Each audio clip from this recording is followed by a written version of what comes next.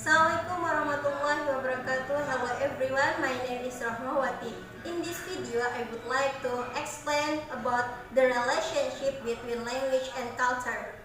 Okay, before we go into what is the relationship between language and culture, I would like to give the definition what is language and culture. Language, as we know, that system of conventional spoken, manual or written symbol by means of which human being as member of social group and participant in its culture to express themselves. So, the function of language include: the first is communication, the second is expression of identity, the third is imaginative expression, the fourth play, and last is emotional release. And what is culture? Culture is the way of life of group people, behavior, belief, values, and symbol that they accept generally without thinking about them, and that are passed along by communication from one generation to the next generations. And what is the relationship between language and culture? The relationship between language and culture is deeply rooted. Language is used to maintain and convey culture and cultural taste. Different ideas stem from differing language use within one's culture, and the words intertwining of this relationship start at one word. The phrase "language is culture" and "culture is language" is often mentioned when language and culture are discussed. It is because the two have homologous, although complex relationship. The language and the culture are developed together and influence each other as they evolve. Okay, here I have several culture that I took from several countries in the world. The first country that I take is Arab country. When we speak about Arabian people, always in our brain is thinking about tall body, big body, and pointed nose.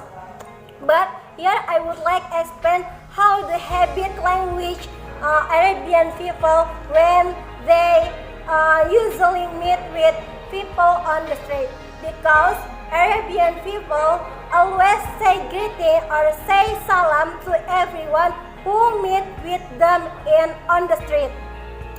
But don't be shocked or don't be surprised with Arabian people if you listen their voice louder, because hallmark of Arabian people has the big voice or louder voice.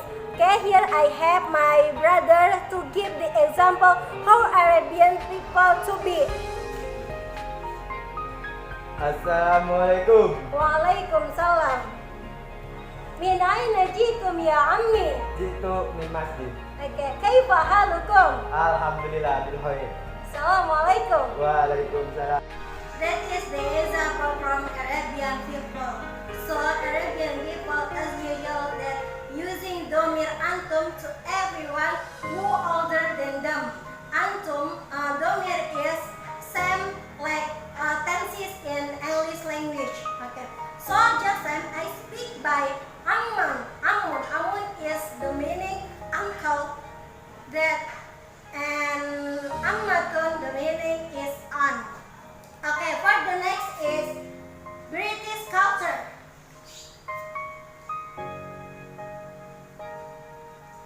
Okay, when we speak about British culture, always in our brain thinking about tea, because British people is like to drink tea every day, and they are always have tea time in a week.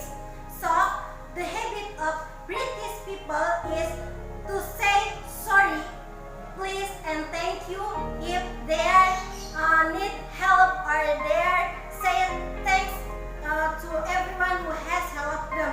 So the first we must do if we want to begin our conversation with British people, we